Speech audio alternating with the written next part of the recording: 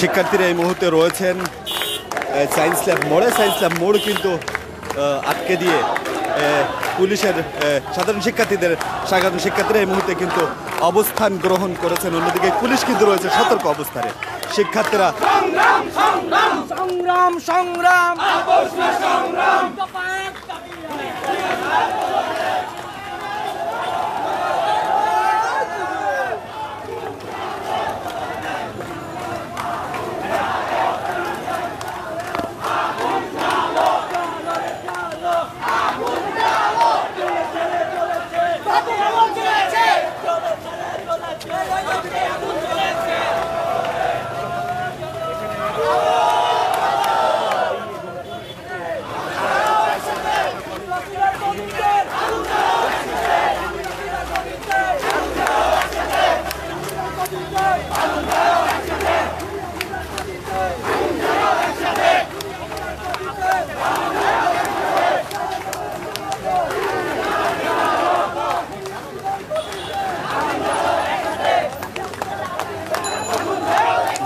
পুলিশের গাড়ি এখানে সাজোয়া যান এখানে রয়েছে এবং পুলিশের কিন্তু সতর্ক অবস্থান রয়েছে এবং অন্যদিকে সাধারণ শিক্ষার্থীরা কিন্তু আন্দোলনে অংশগ্রহণ করেছে।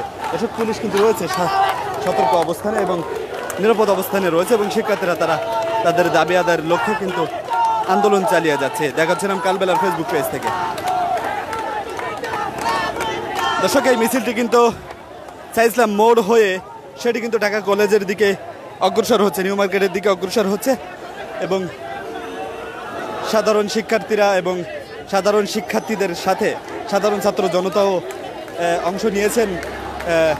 আমরা যেটা দেখতে পাচ্ছি দর্শক, দেখাচ্ছিলাম কালবেলার ফেসবুক পেজ থেকে রয়েছে এইচএম মাহিন।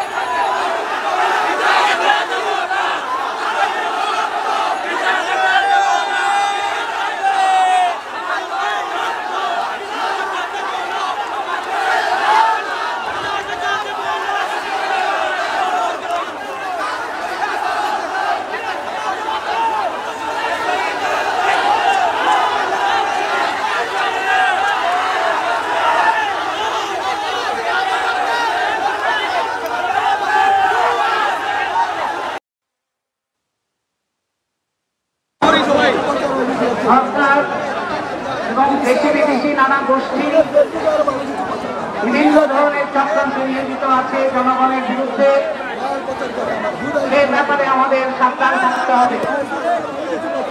আজকের সমাবেশ এবং গ্রহযাত্রাকেও সেই সতর্কতা আপনাদের অবলম্বন করতে হবে। সংগ্রামী বন্ধুগণ, আমরা একটা ভয়ঙ্কর সময় পার করছি, একই সঙ্গে আমরা একটা অসাধারণ সৃষ্টিশীল সময় পার করছি। আমরা ভয়ঙ্কর দমন পীড়ন দেখছি, আমরা অসাধারণ প্রতিরোধও দেখছি। আমরা দেখতে পাচ্ছি 3 বছর বয়স থেকে শুরু করে 70 বছর পর্যন্ত নারী পুরুষ, শ্রমজীবী, পেশাজীবী, শিক্ষার্থী, শিক্ষক সকলের উপরে আক্রমণ আসছে। ভূমি থেকে আক্রমণ আসছে, আকাশ থেকে আক্রমণ আসছে। গুলিবিদ্ধ হয়ে 2 শতাধিক, প্রায় 300 কাছাকাছি এখন রক্ষণশীল হিসাবে নিহত হয়েছেন মাত্র কয়দিনে সরকারি বাহিনী, রাষ্ট্রীয় বাহিনীর গুলিতে। এবং এই নিহতের কাতারে শ্রমজীবী মানুষ আছে, শিক্ষার্থী আছে, শিশু কিশোর আছে, অভিভাবকদের ঘরে ঘরে, সারা বাংলাদেশের ঘরে ঘরে মা বাবাদের এখন হাহাকার। যারা নিহত হয়েছে তাদের মা বাবারা হাহাকার আত্মচিৎকার করছেন। হাজার হাজার আহত হয়েছে, তাদের মা বাবারা অনিশ্চয়তার মধ্যে আছেন। কারো চোখ নাই, কারো হাত নাই, কারো পা নাই। আর যারা এখনো জীবিত আছে তাদের মা বাবারাও দুশ্চিন্তায়, উদ্বেগে, হাহাকারের মধ্যে আছে। সারা বাংলাদেশে যারা এখনো জীবিত তারা অসুস্থ হওয়ার মতো অবস্থায় পড়েছেন এই অত্যাচার নির্যাতনের মধ্যে। বাংলাদেশে এই রকম রাষ্ট্রীয় হত্যাযজ্ঞ আমরা অনেক গণ আন্দোলন দেখেছি। স্বৈরতন্ত্রের বিরুদ্ধে লড়াই আমাদের বহুদিন ধরে করতে হচ্ছে। গণতন্ত্রের লড়াই এখনো শেষ হয় নাই। গণ অভ্যুত্থান আমরা অনেক দেখেছি, কিন্তু মাত্র কয়দিনে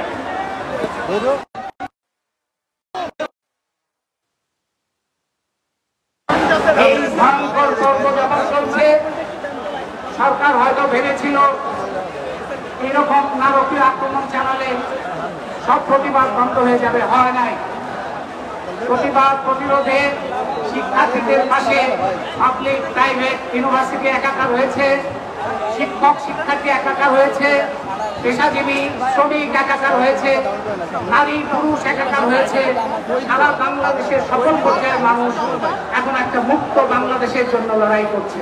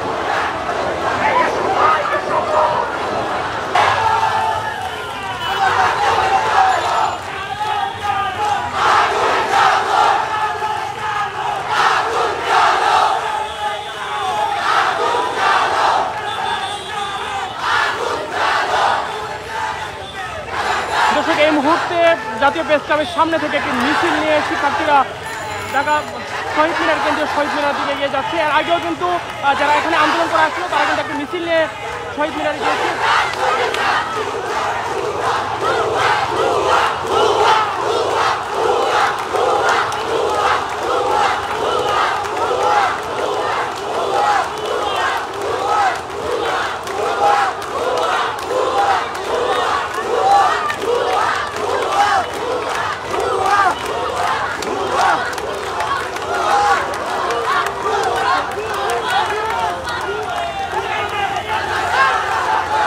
দর্শক, এখানে এই মুহূর্তে কয়েকটি বিশ্ববিদ্যালয়ের কয়েকটি শিক্ষা প্রতিষ্ঠানের শিক্ষার্থীরা এসে জাতীয় প্রেস ক্লাবের সামনে একত্রিত হয়েছে এবং জাতীয় প্রেস ক্লাবের সামনে থেকে একটি মিছিল নিয়ে এই মুহূর্তে কেন্দ্রীয় শহীদ মিনার দিকে তারা এগিয়ে যাচ্ছে।